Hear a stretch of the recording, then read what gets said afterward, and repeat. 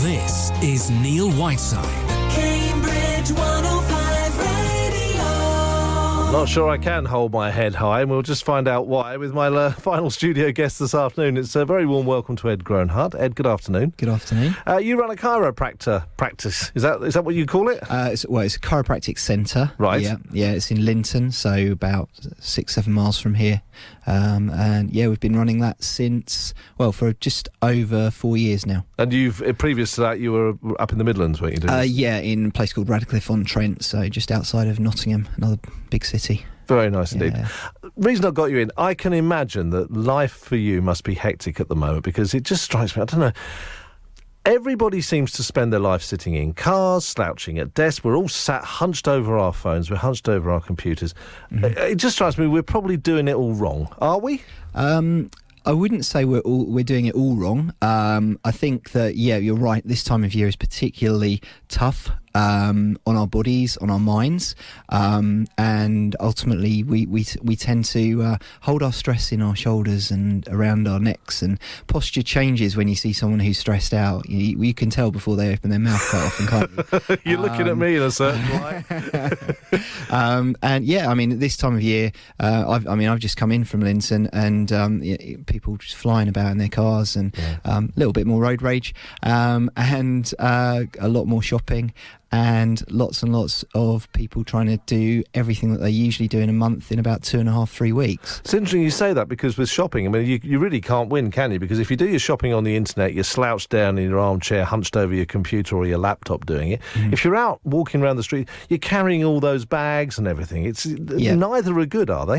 No, neither are good for different reasons. I mean, given a choice, I would rather shop online, but I get what you mean. You're not moving much when you're doing that kind of shopping. Right. I think we spend an awful lot of time these days in one place, and even when we're shopping nowadays, we spend a lot of time actually just meandering up and down the aisles of supermarkets and not really getting much fresh air and plenty of artificial light, which of course isn't so great for us either. No. So when people come to you, normally I'm guessing they're coming to you with a problem. So I've got a problem, someone says you should see a chiropractor, or perhaps they even get referred by a GP or something like that. You should go and see a chiropractor. But are there ways that they should be seeing you earlier to prevent the sort of thing where you're locked up, go and see a chiropractor?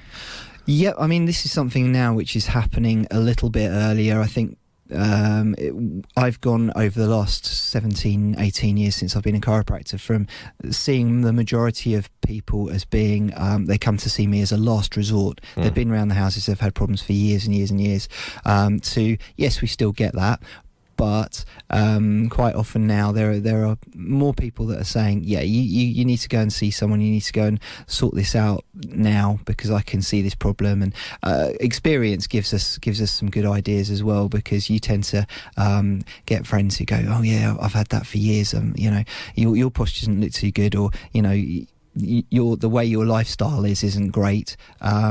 You need to go and get something looked at, something sorted out. And that's a big thing that we try and make people aware of, that it's not just a case of wait until you're been in pain and you can't get rid of it by any means that you conventionally use. Actually start to think about prevention, start to think about using us as well as chiropractors to help you keep your posture good, to give you tools as well, which is a big part of what we do.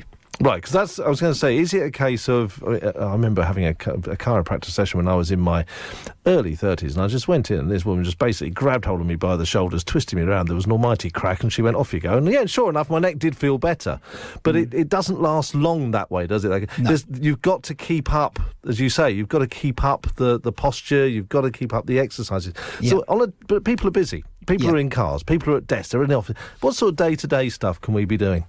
Right, well, I mean, exactly like you said, most people's experience of chiropractors is just that they get, as we say in the profession, racked and cracked. It's not a great expression really, is it? But the underlying side of it really revolves around, in the first instance, letting you know what some of the causes are that we've identified.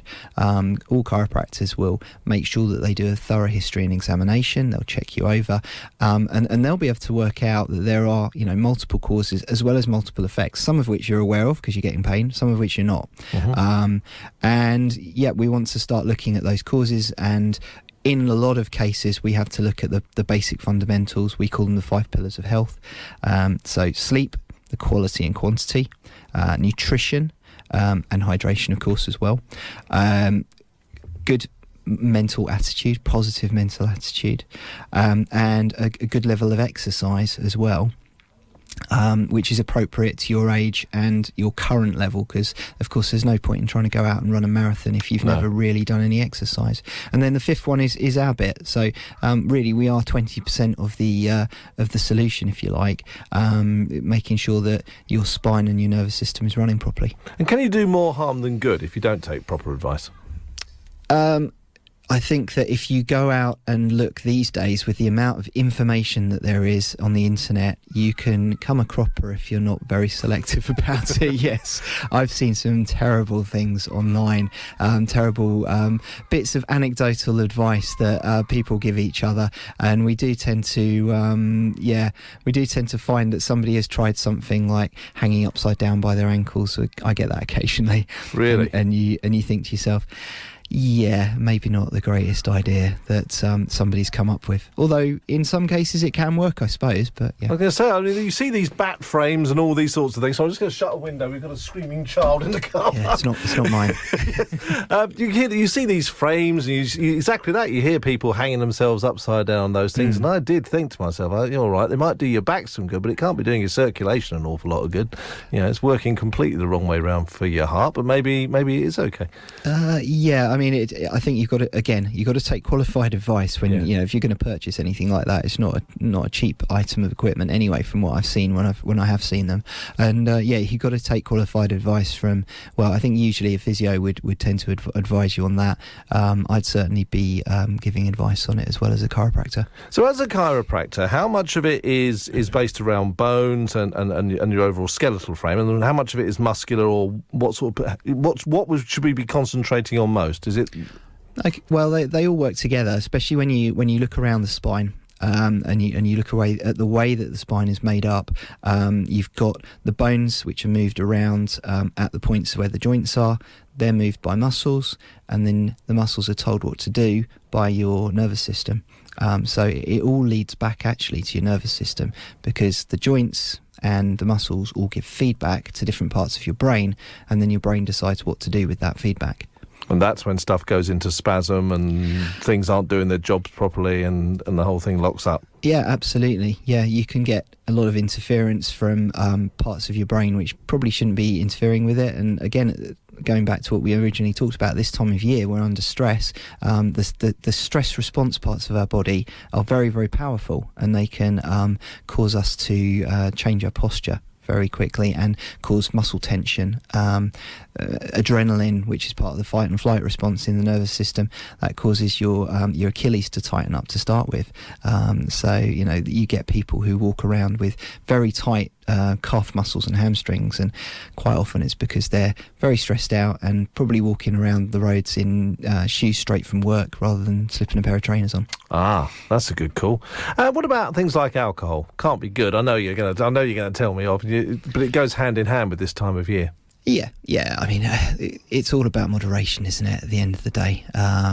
We can all find a study somewhere that tells us that red wine's good for us or something like that. Right. And I'm not going to argue with it, to be honest with you. I'm not teetotal, and I don't expect any of my patients to be teetotal either. I think that, it's not about living life like a monk. That's one thing that I tell a lot of people when they first come to see me and I start talking about health and their overall lifestyle.